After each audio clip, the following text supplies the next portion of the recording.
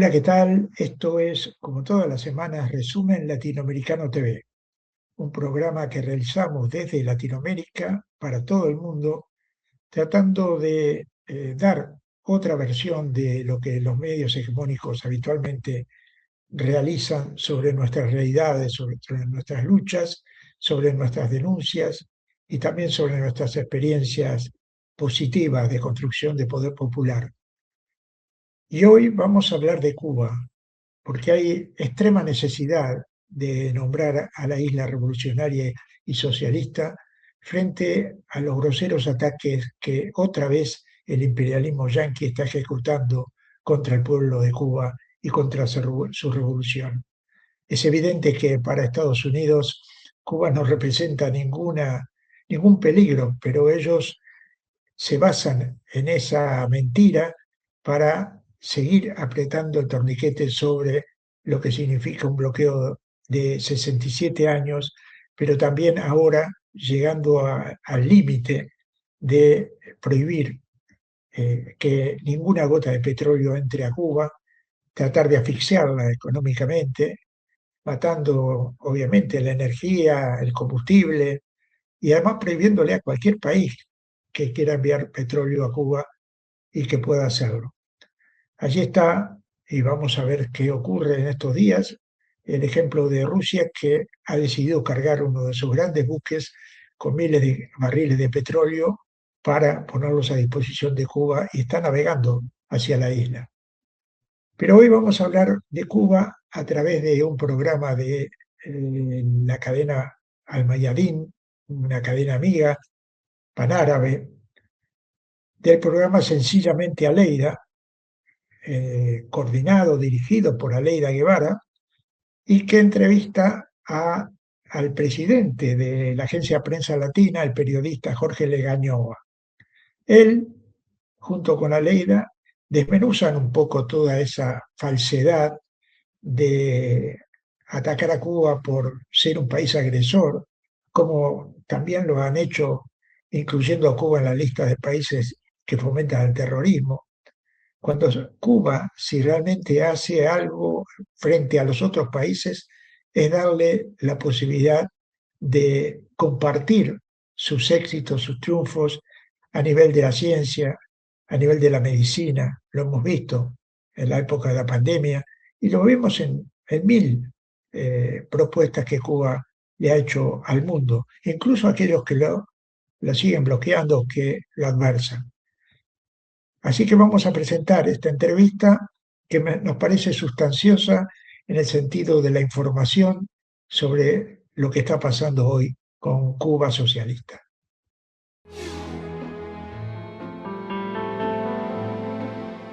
Hola, ¿qué tal? ¿Cómo están? ¿Se sienten bien? Estoy contenta de estar nuevamente con ustedes. Hoy estamos en un lugar emblemático para el pueblo cubano. La Biblioteca Nacional, creada a principios del siglo XX y lleva el nombre del apóstol de la patria, José Martí. En los días recientes, el gobierno de Estados Unidos ha dado un nuevo giro a la tuerca con la cual trata de aplastar a un pueblo pequeño y rebelde del Caribe, al pueblo cubano. El señor inquilino de la Casa Blanca ha firmado una orden ejecutiva donde dice que Cuba es una amenaza inusual y extraordinaria para la seguridad nacional de Estados Unidos de Norteamérica. Si esto no fuera tan serio, podría parecer un mal chiste, de verdad. Un chiste grosero. Porque ¿a quién se le ocurre pensar que Cuba puede ser una amenaza para la potencia económica y militar más poderosa del planeta?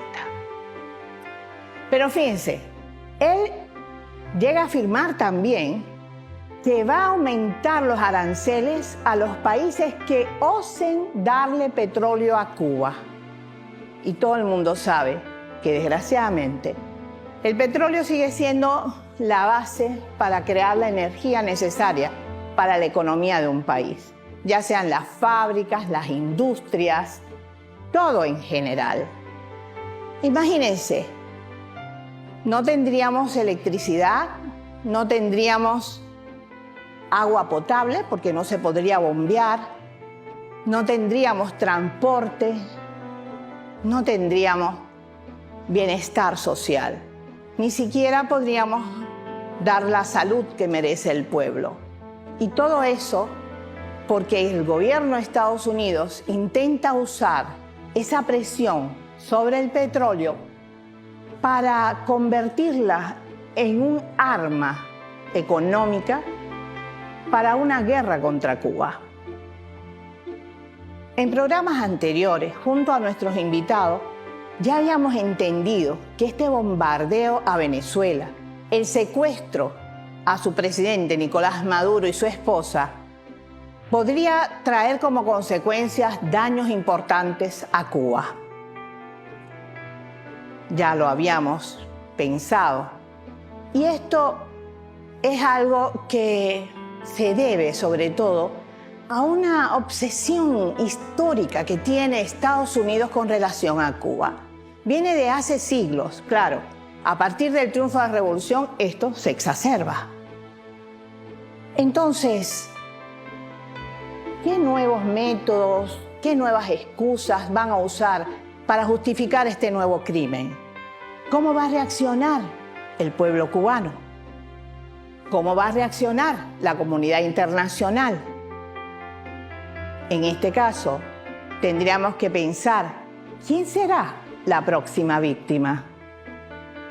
En un mundo gobernado por las transnacionales de la información o desinformación, este programa les brinda una vía diferente, quizás algo indisciplinada. Lo hacemos semanalmente. Si usted quiere acompañarnos, por favor, hágalo, sencillamente con Aleida Guevara.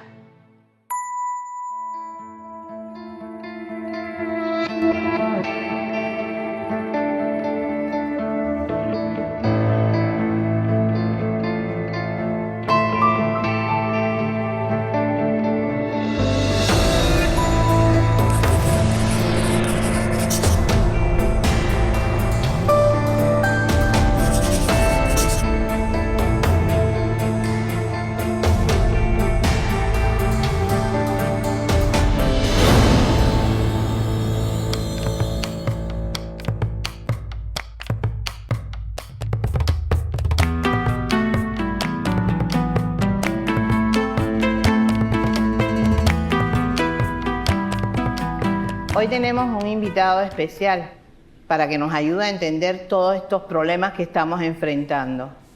Él es periodista, especialista, digamos que en temas internacionales, pero también es el presidente de Prensa Latina, entre paréntesis, fundada por mi papá, que conste. Tenemos entonces con nosotros y con muchísimo gusto a Jorge Legañoa. Un placer inmenso compartir este espacio y sobre todo dialogar con usted. Muchas gracias. Pero sabes, Jorge, nosotros a veces estábamos haciendo un poco de broma al inicio porque tú tienes un programa en la televisión que se llama Solo la Verdad, ¿no? Y yo había dicho, este hombre dice solo la verdad. Pero bueno. Por lo menos lo intentamos. Eso es muy bueno. Siempre decir la verdad. Y sobre todo la verdad de Cuba. Exacto. Y un periodista que además defienda eso es muy importante para nosotros. Es realmente importante.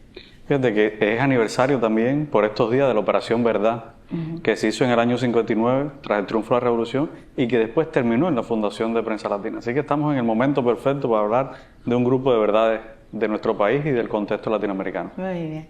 Bueno, vamos a empezar con el tema que nos ocupa hoy, que es bastante serio, la verdad. Pero, ¿sabes? Nunca nos quitan a nosotros la risa, ¿verdad? Algo bueno. Bueno, ¿en qué consiste exactamente estas agresiones de Estados Unidos contra Cuba? Mira, en la última de las agresiones de Estados Unidos es esta orden ejecutiva firmada por el presidente Trump que arguye el tema de la emergencia nacional. O sea, un término legal estipulado en Estados Unidos bajo dos leyes de este país. Primero que nada, una orden ejecutiva es un mandato presidencial. No es una ley como tal. Las personas nos preguntan, esta orden ejecutiva que busca imponer aranceles a los países que comercien con Cuba, que le vendan petróleo a Cuba, qué tan legal es y en qué consiste. Primero, sí, tiene un viso de legalidad hacia lo interno de Estados Unidos, pero tras las fronteras de Estados Unidos es completamente extraterritorial, porque sería meterse, inmiscuirse en las relaciones de dos países, en las relaciones económicas de dos países y en un tema tan sensible como el tema energético. Para una isla como Cuba, que el petróleo tiene características que no lo hacen, diríamos, procesables, al menos por ahora. Un petróleo muy denso, que se utiliza, sí, se utiliza en Cuba una parte de ese petróleo para generar electricidad, pero que no es suficiente. No es suficiente para mover la economía completa.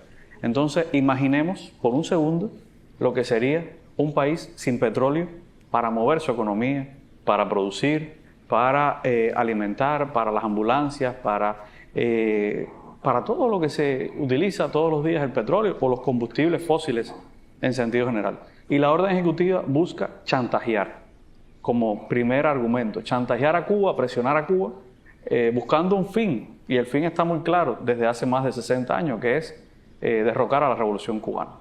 Un cambio de régimen, como ellos le han llamado. Y adicionalmente busca presionar también a terceros países para que no le vendan petróleo a Cuba. Cuando se habla del tema petrolero, Venezuela, México, Rusia, Irán o en su momento Libia, no les regalaban el petróleo a Cuba, no se lo regala a nadie hoy. Cuba compra el petróleo como el resto de las naciones del mundo. Y Estados Unidos ahora sencillamente lo que amenaza a terceros países para que no le vendan petróleo a Cuba, y los amenaza diciéndole que le van a poner un arancel a las importaciones que Estados Unidos haga de esos países si le venden petróleo a Cuba. O sea, está muy claro lo extraterritorial que es, como antes fue la famosa ley Helms-Burton, aprobada en el año 96 y refrendada por el presidente Clinton, y que buscaba justamente eso, que el mundo ni invirtiera en Cuba, ni tuviera negocios en Cuba, ni siquiera vinieran turistas a Cuba. Por ahí va la orden ejecutiva del presidente Donald Trump. Pero, ¿en qué aspecto nosotros podríamos ser realmente una amenaza para Estados Unidos? Ese es otro tema. O sea, adicionalmente, esa orden ejecutiva, entre los argumentos que da para la emergencia nacional, es que Cuba supuestamente es una amenaza extraordinaria para la seguridad nacional y la política exterior de Estados Unidos. Cuando uno revisa qué amenaza es Cuba para Estados Unidos, no lo es. Vamos por pasos. Y para declararnos una amenaza inusual, extraordinaria, nos han incluido, este gobierno, el gobierno de Donald Trump, incluyó a Cuba en una lista que tienen ellos unilateral, que le decimos una lista espuria, porque no hay ningún organismo internacional que la refrende, que es la famosa lista de países patrocinadores del terrorismo internacional. Cuba no es un país terrorista, todo lo contrario. Sin embargo, ¿qué se percibe con una orden ejecutiva cuando usted todo el tiempo está diciendo sobre ese país que es una nación terrorista? Es, primero, etiquetar, es guerra psicológica, pero no vayamos lejos. ¿Qué pasó con Venezuela desde agosto hasta el 3 de enero? Todos los días, el presidente Donald Trump y su séquito presidencial, incluido el secretario de Estado Marco Rubio, estuvieron repitiendo todos los días para la opinión pública internacional que Venezuela era un narcoestado, que allí habitaba el cártel de los Soles como grupo de narcotraficantes. Además, lo incluyeron, el cártel de los Soles, en una lista de organizaciones y grupos terroristas, y que Nicolás Maduro, como presidente legítimo de ese país, además era el líder de ese cártel. O sea, un capo y por tanto un narcotraficante. ¿Qué pasó el día siguiente de que Maduro fue secuestrado en Venezuela? El Departamento de Justicia de Estados Unidos reconoció públicamente que el cártel de los Soles no existía. Y por tanto no tenía sentido que estuviera dentro del grupo de organizaciones terroristas o catalogada como tal, porque no había elementos. Por tanto se cae por su propio peso que tampoco Nicolás Maduro es un narcotraficante. Porque encima Estados Unidos y el gobierno de Trump obvia una verdad absoluta, dicha por sus propios organismos, instituciones como la DEA, que el 85% de la droga que llega a Estados Unidos no lo hace a través del Caribe, lo hace a través del Pacífico, del Océano Pacífico. O sea, ¿dónde queda Venezuela? En el Caribe, no en el Pacífico. Sin embargo, todos los buques militares, ¿dónde se posicionaron? Al norte de Venezuela. Por esa zona apenas circula el 5% de la droga que llega a Estados Unidos. Un momentico, entonces Venezuela también fue catalogada como una amenaza para Estados Unidos. No, lo interesante es que Venezuela ya estaba catalogada por una orden ejecutiva como una amenaza extraordinaria e inusual para la seguridad de Estados Unidos desde el año 2015 por Barack Obama, por el presidente Barack Obama. Qué interesante. O sea, aquí hay un grupo de antecedentes. Estamos viviendo en un momento histórico. Es una frase que se utiliza mucho, pero yo creo que hay que remarcarla. Un momento histórico donde hay tanta abundancia de información o sobreinformación que la desmemoria es frecuente. Por tanto, el contexto de cada acción, de cada decisión, de cada cosa que pasa en las relaciones de Estados Unidos con el mundo es un antecedente a tener en cuenta. Sin embargo, nadie lo tiene en cuenta. Ya Venezuela era catalogada por Estados Unidos y Donald Trump nunca derogó. Donald Trump ha sido muy hábil en eso desde su primera temporada en la Casa Blanca. Recordemos a partir del 17 hasta el 21 que estuvo en la Casa Blanca. Donald Trump derogó algunas órdenes ejecutivas de Obama, pero otras las mantuvo intactas, porque no eran cuestiones de partidos demócratas o republicanos, eran cuestiones de políticas imperiales, como esta que estamos viviendo. Ahora, qué buena la pregunta, porque voy a otra referencia. Ya Cuba había sido declarada parte de una emergencia nacional para Estados Unidos desde el año 96 por William Clinton, cuando firmó la ley Helms-Burton, la refrendó como presidente de ese país. Pocos días después, en marzo, eso fue febrero, en marzo, emitió una orden ejecutiva en la que declaraba que Cuba entraba dentro de esta categoría de emergencia nacional y por tanto ya había un grupo de medidas. En el caso de Clinton fueron medidas que tenían que ver con las vías marítimas, o sea, en la frontera marítima entre Estados Unidos y Cuba. Lo interesante es que Bush, que nada tenía que ver con Clinton, porque era republicano, en el medio de su guerra contra el terrorismo, esa orden ejecutiva de emergencia nacional con Cuba, la actualizó en el 2004 y agregó otras cuestiones que tenían que ver con medidas que buscaban que Cuba no tuviera ni ingresos financieros, reforzó el tema marítimo y además de eso ya hablaba del tema del terrorismo. Obama hizo lo mismo en el 2008 con Cuba, agregó otras cuestiones de seguridad nacional para ellos y el propio Donald Trump refrendó esa misma orden ejecutiva de Clinton en el 2018. O sea, que estamos hablando de una nueva orden ejecutiva que alega el mismo tema de emergencia nacional por segunda vez en la historia de las relaciones bilaterales. Y yo creo que el tema del terrorismo, y por eso hacía referencia a Venezuela, es muy importante porque como mismo se le construyó un caso, diríamos así entre comillas, un caso judicial político o de orden público a Venezuela como país narcoterrorista y a Nicolás Maduro como narcopresidente. Ojo, a Cuba no se le puede acusar de narcotráfico porque Cuba tiene desde la causa 1 y 2 política de tolerancia cero con el tema de las drogas. De hecho, Cuba colabora con Estados Unidos en materia de lucha contra el narcotráfico. Y eso es público. Las propias organizaciones, el FBI, la DEA... nosotros hemos colaborado Nosotros colaboramos sistemáticamente, no es una cosa del pasado. Con este propio gobierno seguimos conversando. Incluso existe entre los guardacostas estadounidenses y las tropas guardafronteras de Cuba, o sea, el sistema de protección de nuestra frontera marítima, existe una cosa que se llama interdicción, que es que están los mecanismos, un teléfono en Cuba y un teléfono en Estados Unidos, que cuando se levantan se comunican con el otro lugar automáticamente. ¿Para qué? Y uno pudiera decir, bueno, como dos países que son enemigos hace 60 años, más de 60 años, y tienen un diferendo tan profundo desde el punto de vista ideológico, colaboran.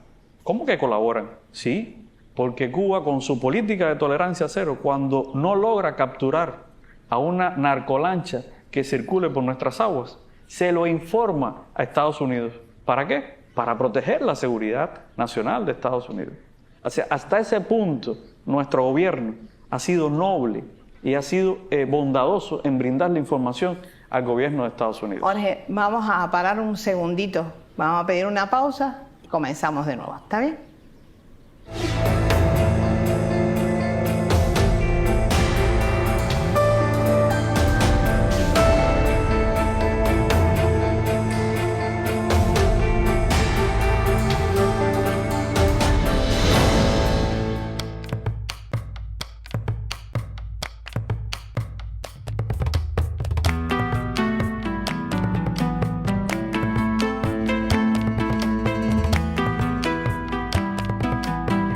¿Cuáles son los pretextos, las justificaciones que Estados Unidos está usando para decir que nosotros somos hoy una amenaza para ellos? Mira, el principal es tener a Cuba incluida en esta lista de la que hemos hablado, de que Cuba supuestamente es un país que patrocina el terrorismo. Vamos a hacer un pequeño regreso, nada más y nada menos que de 40 años. En 1982, el gobierno de Estados Unidos incluyó a Cuba por primera vez en esta lista de países que supuestamente patrocinan el terrorismo. Obama, fíjate cuántos años históricos, Obama saca a Cuba de la lista de países patrocinadores del terrorismo después de todas las conversaciones que ocurrieron, primero en secreto hasta diciembre de 2014 y después durante 2015, y Cuba en abril del 2015 sale de la lista de países patrocinadores del terrorismo, porque habían conversaciones entre los dos países. Yo creo que es bueno entender que el periodo Obama, ese segundo mandato Obama, demostró que la convivencia entre dos naciones con diferencias ideológicas es posible. Se lograron 22 acuerdos entre Cuba y Estados Unidos en el periodo entre diciembre de 2014 y enero de 2017, que es cuando Obama, el 20 de enero del 17, termina su mandato y asume ese día Donald Trump como presidente de Estados Unidos. Entre los 22 acuerdos, por ejemplo, el restablecimiento de relaciones diplomáticas, que Cuba y Estados Unidos no las tenían desde los años 60, que se había roto tras el triunfo de la revolución y toda aquella convulsión revolucionaria y el diferendo entre las dos naciones. Entre los acuerdos estaba un acuerdo muy específico de cumplimiento, de colaboración de Cuba con Estados Unidos y viceversa, con organizaciones o instituciones estadounidenses de cumplimiento y ejecución de la ley. ¿Qué quiere decir esto?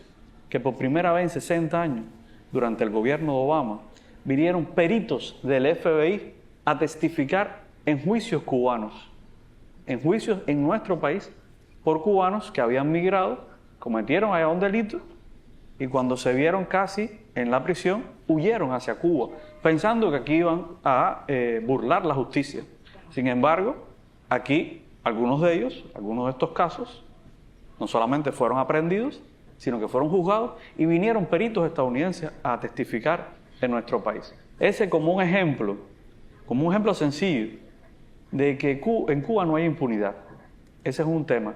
Y que las amenazas terroristas nos las tomamos muy en serio. Y en eso también se estuvo colaborando. Había también acuerdos en materia de lucha contra el terrorismo. En esta época de Obama, en la que también regresaron los vuelos directos, en la que también vinieron cruceros, la cantidad de estadounidenses que estuvieron en Cuba en el año 2016 no tiene precedentes en los últimos 60 años de la relación.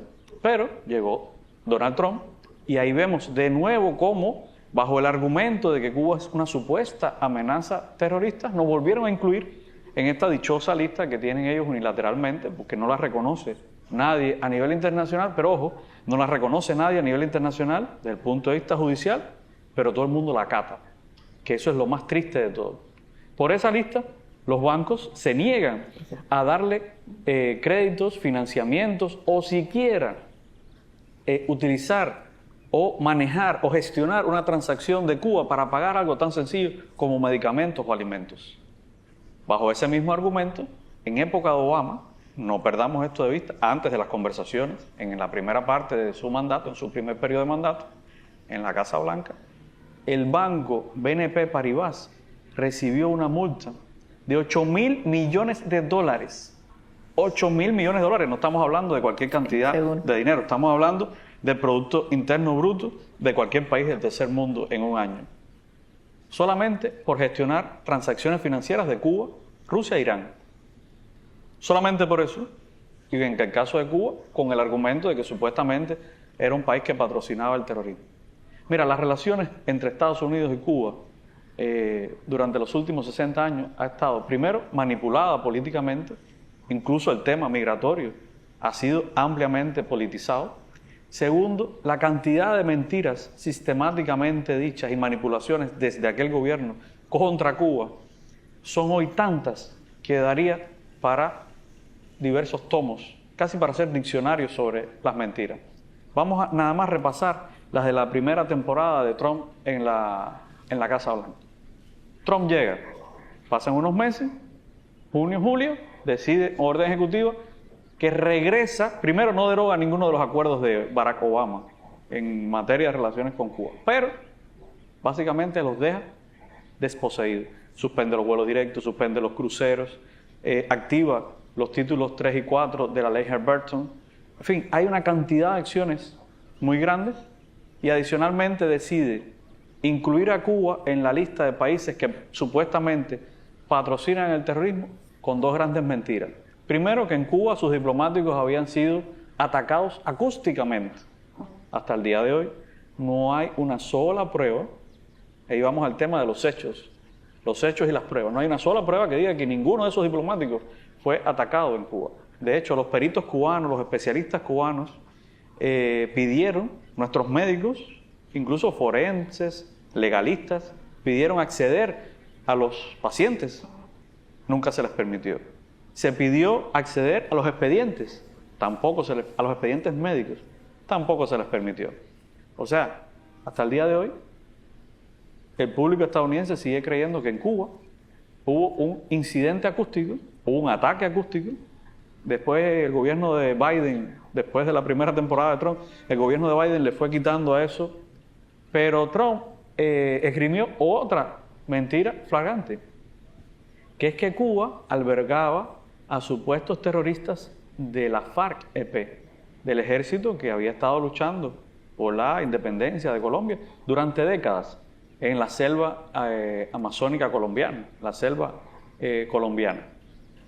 Y es interesante porque los guerrilleros que estaban en Cuba estaban bajo acuerdos. Cuba era un país garante, se rompen los diálogos con la FARC-EP, y ya la FARC-EP se había firmado, era ya con guerrilleros del ELN, otro de las guerrillas que está luchando en ese país, se mantiene activo actualmente, y los protocolos decían que si se rompían las conversaciones, si quedaban interruptas las conversaciones, el país garante, en este caso Cuba, tenía que proteger a la delegación que era la contraparte. Y Cuba sencillamente lo que hizo fue cumplir lo que estaba establecido, y durante un buen tiempo mantuvo a esos guerrilleros en Cuba protegidos para que no fueran entregados a la justicia colombiana, etcétera, etcétera, etcétera. Otra vez, un motivo político. Había cambiado el gobierno en Colombia y Trump, puesto de acuerdo con ese gobierno, utilizaron el pretexto de los guerrilleros del ELN para sencillamente incluir a Cuba en una lista de países que patrocinan supuestamente el terrorismo. Fíjate cuántos argumentos, después durante el periodo Biden, investigaciones conjuntas entre la CIA, el FBI y el Departamento de Justicia y otras instituciones de cumplimiento de la ley, dicen que en efecto que Cuba lo que hizo fue cumplir con las normas internacionales y adicionalmente que no había ni una sola prueba de que el gobierno cubano estuviera inmiscuido en los incidentes de salud, y cambiaron la narrativa. Al principio la narrativa era ataque sónico. Con el tiempo y en el periodo Biden terminó siendo incidentes de salud, porque no había una sola prueba dicha por todas esas agencias de inteligencia de que en Cuba había sucedido absolutamente nada que tuviera que ver con el gobierno o un ataque a los diplomáticos estadounidenses. Por eso es que Biden, al final de su mandato, lastimosamente apenas una semana antes de que terminara su mandato, decide sacar a Cuba de la lista de países patrocinadores del terrorismo. Y una semana después, con apenas 10 días, no creo que llegó a 10 días, Donald Trump vuelve a incluir a Cuba sin argumento de ningún tipo, sin hechos de ningún tipo, sin base legal la vuelve a incluir en esta lista de países que supuestamente patrocinan el terrorismo. Y ese es hoy el argumento más llevado y traído y manipulado para acusar a Cuba. Y eso es muy peligroso. Jorge, ¿cómo ha reaccionado Cuba ante esto?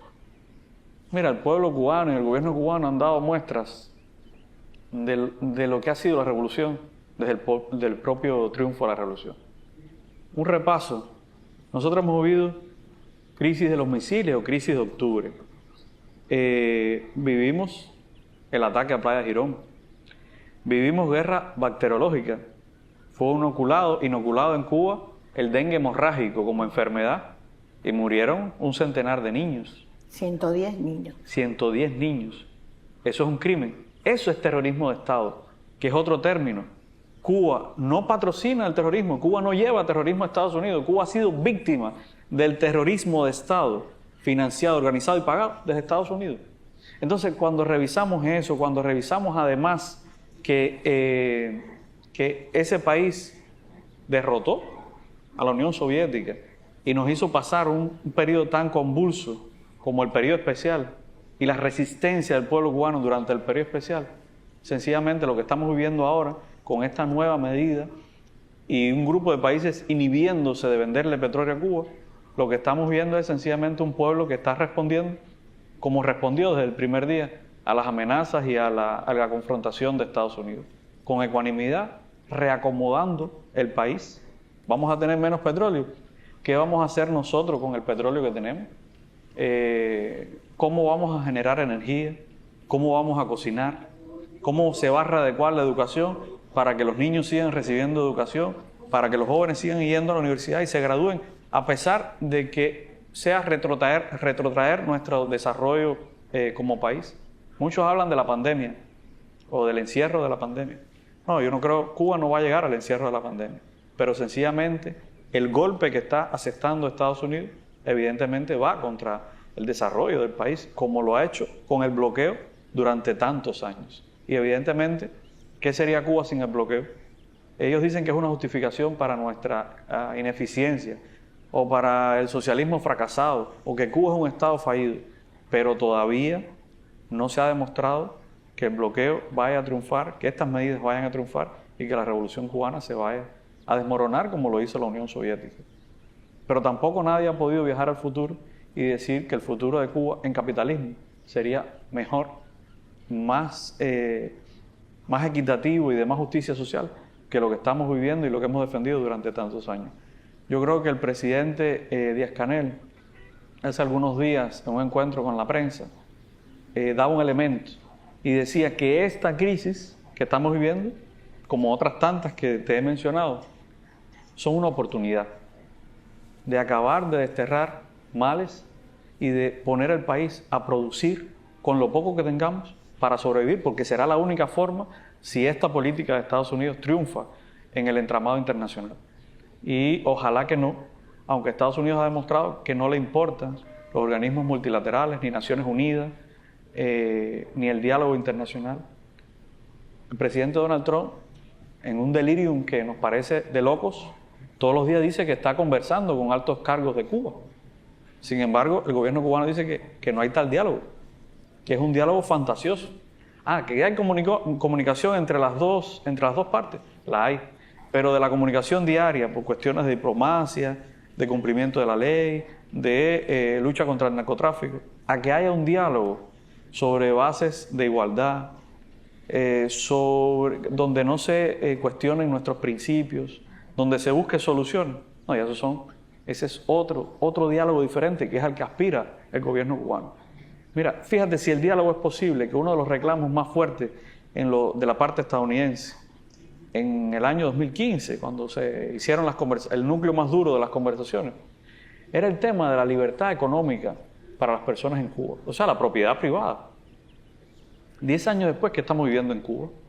Pequeña y mediana empresa privada, pujante y creciente. Ese era un argumento de hace 10 años para decir que Cuba no cooperaba. ¿Lo puede ser hoy? No.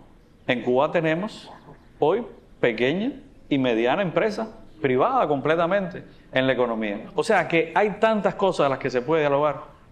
Pareciera un diálogo de sordos cuando se habla de que Cuba y Estados Unidos dialogan sobre derechos humanos, pero se hizo, hubo diálogos. Estados Unidos dio su versión y Cuba dio su versión también. Entonces, yo creo que puede haber mucho diálogo, pero tiene que ser de iguales. Vamos a hacer otra pausa y regresamos.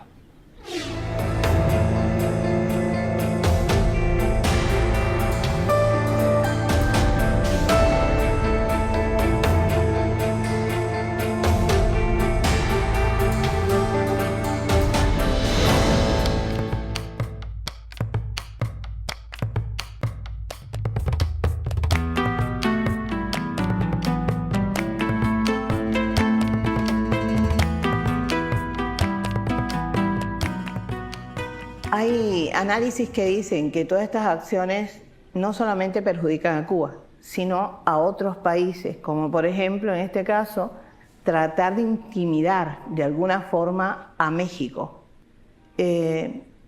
¿Cuál es tu opinión sobre esto? Mira, si el presidente Donald Trump, que por característica personal es un hombre misógino, cree que puede intimidar a una mujer como Claudia Sheinbaum, la presidenta mexicana, evidentemente está muy equivocado. Y ella ha dado todas las muestras posibles de que puede conversar con él, de que pueden hablar por teléfono, que puede ir a la Casa Blanca, que pueden negociar cualquier cosa en materia arancelaria incluso.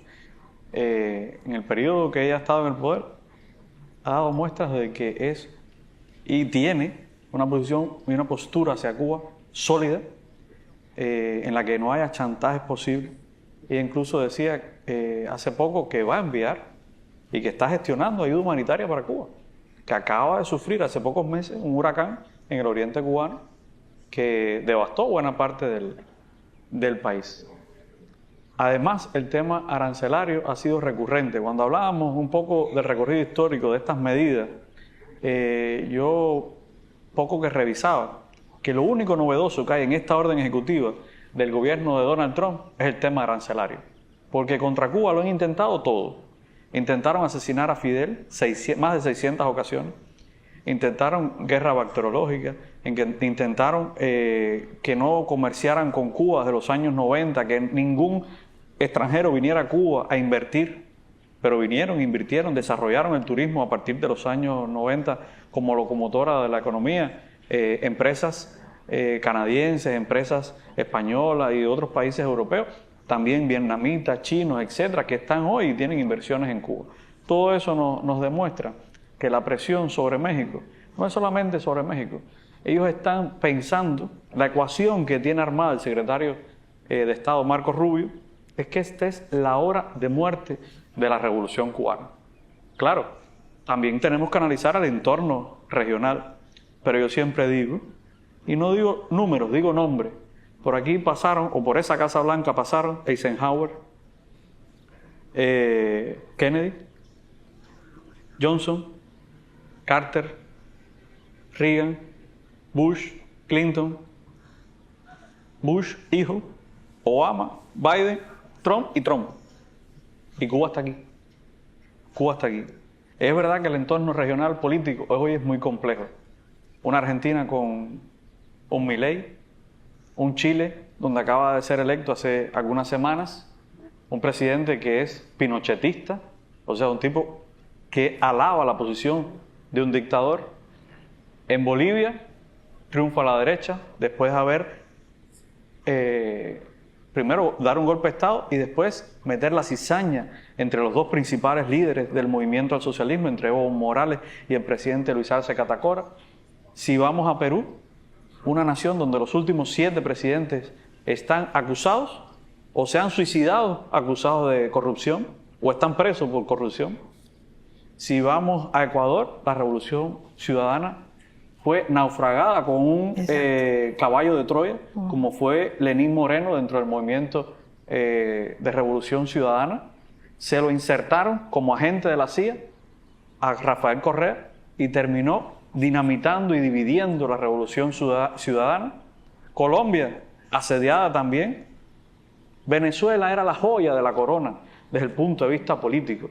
Hace pocos días recordábamos el momento en que Chávez asume el poder el 3 de febrero de 1999. Desde entonces, ¿qué pasó en América Latina? Se le dio un puntapié al ALCA, se creó la CELAC, se declaró la región como zona de paz, América Latina y el Caribe como zona de paz. Y justamente lo que busca el actual gobierno estadounidense ya no es solo ir por la joya de la corona, que es Venezuela. Ahora es ir por el símbolo máximo, faro y guía de los movimientos progresistas del mundo, que es Cuba. Si llegaran a lograrlo, sería perpetuo. Ya no sería el presidente Donald Trump, sería el emperador Donald Trump. Y quiero decirte que ganas no le faltan de ser el emperador del mundo, no de Estados Unidos, el emperador del mundo. Y para eso agrede a Irán, agrede a Gaza, respalda al sionismo en Palestina, para eso quiere Groenlandia, para eso ha sometido a Europa contra Rusia en el diferendo Rusia-Ucrania, para eso secuestró al presidente de Venezuela, para eso se inmiscuyó en las elecciones de Honduras, respaldando públicamente, injerencistamente, a un candidato por encima de la voluntad popular. ¿Qué podemos esperar? Agrede, amenaza a la presidenta de México. ¿Qué podemos esperar de ese país? O sea, no estamos hablando de la agresión a Cuba, la orden ejecutiva contra Cuba ahora, que yo digo que es sistemática, reiterada, que es una agresión más, pero una agresión más en condiciones de país asediado, de precariedad económica, viene a reforzar, y yo quiero subrayar esto, si llegara a triunfar esa orden ejecutiva sobre el mundo, habremos perdido incluso Naciones Unidas, porque ya el respeto a la multilateralidad ya no va a existir absolutamente, y lo que queda es una línea fina, porque si llegara a instaurarse ese cerco petrolero, es un bloqueo petrolero, posiblemente más efectivo que un bloqueo naval a Cuba, que está rodeada de mar por todos lados. Ocurriría un genocidio en nuestro país, pero va a ser un país al que la medicina también va a hacer, que es uno de los triunfos de nuestro país, tener un sistema médico, se lo va a sentir, porque ni las ambulancias van a tener combustible para caminar. Y aunque se elaboren estrategias disímiles, el golpe, aunque se mitigue toda esa amenaza, el golpe en el pueblo va a ser muy agudo. Y eso es lo que hay que denunciar. Y entonces, ¿qué tú esperas de la reacción internacional? Ya hemos tenido reacción internacional, pero yo creo que tenemos que ir del discurso a la acción. Y no cierro el puño por gusto, porque el discurso son palabras. El discurso puede ser hermoso, puede ser sistemático, pero si usted no va del discurso a la acción, que es plantarle cara a Estados Unidos, pero no vale la pena que le plante cara a un país. Si no son el conjunto de las naciones, no va a tener efecto. Entonces, China se ha manifestado, Rusia se ha manifestado, Vietnam, que ha sido un tradicional aliado de Cuba por la posición de Cuba en función de la independencia de ese país en los años 70 y todo lo que Cuba hizo por la independencia de Vietnam, sobre todo en la guerra con Estados Unidos. China ha dicho en las palabras más claras que no tolerará una amenaza de este tipo a Cuba. Y estamos esperando que eso también se traduzca en acciones. Rusia es un país que ya está bloqueado por Estados Unidos. Ya tiene incluso acciones de todo tipo desde el punto de vista económico. Europa también le ha puesto numerosas sanciones unilaterales a Rusia. Es un país que estaría en nuestra misma posición con recursos, aunque tiene una guerra en Ucrania, la operación especial que desarrolla militar en Ucrania desde hace ya algún tiempo, lo cual también es una situación que tiene que atender. Pero yo siempre voy a Fidel. De la crisis de octubre salimos con una solución entre Estados Unidos y la Unión Soviética, en la que no se contó con Cuba. Eso es historia, eso no lo estoy diciendo yo, es historia consagrada y escrita. Años después, y Fidel lo dijo muy claro, vamos a seguir siendo antiimperialistas y amigos de los soviéticos, pero no vamos a olvidar esto. Años después, Fidel lo cuenta, si no me falla la memoria, en 100 horas con Fidel. Mandó a su hermano general de ejército Raúl Castro a Rusia a saber la posición de la Unión Soviética los dirigentes de los 80, si hubiese una agresión militar contra Cuba desde Estados Unidos. Y los soviéticos dijeron que no estarían en condiciones de apoyar, porque además estaban en Afganistán en aquel momento los soviéticos. Raúl regresó, se lo dice a Fidel, y esa línea tan terrible, ¿qué hubiera pasado si se hubieran enterado los estadounidenses? El gobierno norteamericano se hubiera enterado de que Rusia, la Unión Soviética no nos respaldaba. Eso fue un secreto guardado entre Raúl y Fidel, entre dos personas solamente. Y Fidel implementó la guerra de todo el pueblo. Era preparar a todo el pueblo para el momento que viniese. Hoy estamos en ese punto.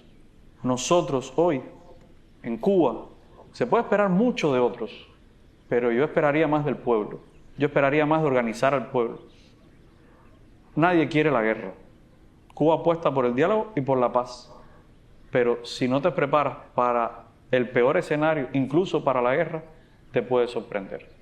Como sorprendió en Venezuela, aún estando preparados. O sea, yo creo que hoy no estamos en un escenario de guerra abierta. La guerra no convencional que Estados Unidos hace contra Cuba tiene décadas. Ha tenido formas diferentes. Ahora es también psicológica. Es decirle al pueblo cubano, saquen a ese gobierno del poder y las tendrán todas conmigo. Es guerra que impacta sobre qué va a pasar con mi familia. Esa es la pregunta que hoy se hace un cubano cuando ve una medida de este tipo tan agresiva del gobierno de Estados Unidos. ¿Cómo vamos a sobrevivir sin petróleo? ¿Cómo vamos a llevar a los niños? ¿Cómo los vamos a educar? ¿Cómo vamos a tener salud pública? ¿Cómo vamos a tener alimentos? O sea, hoy nosotros pudiéramos esperar mucho de China, de Rusia, de Vietnam, de otros países, de Irán. Pudiéramos esperar que todo el petróleo viniera de México para resolver esta situación. Pero lo más importante es armar al pueblo, armarlo no con armas, armarlo con recursos ideológicos para enfrentar esa guerra no convencional, que va desde un ataque aéreo, como sucedió en Venezuela, en algo que se llama periodización de la guerra, que es cómo se va construyendo la guerra. El golpe aéreo limitado es una acción fundamental cuando ya tú tienes al país asediado. Venezuela era un país asediado. Y el golpe aéreo que realizaron el 3 de enero demostró que ya estaban en guerra hacía mucho rato. Nosotros no podemos perder de vista que lo que hicieron en Venezuela hace apenas 5 meses, lo están haciendo contra Cuba. Esperamos que no lleguen a la locura de un golpe militar directo. Pero aún así, si llegar, hay que estar preparado. La revolución se conquistó con el pueblo en la calle. Eso el Che lo dijo y lo demostró junto a Fidel, que el pueblo tenía que estar en la calle para construir la revolución, y después, para defender a la revolución, se defiende en la calle. Mientras que haya un cubano en la calle defendiendo la revolución va a estar aquí. El día que perdamos esa calle, ya no tendremos revolución. Pero no la vamos a perder. De todas maneras, quedarían muchas cosas más que hablar, pero tú sabes cómo es el tiempo, tirano siempre. Entonces, yo te propongo algo.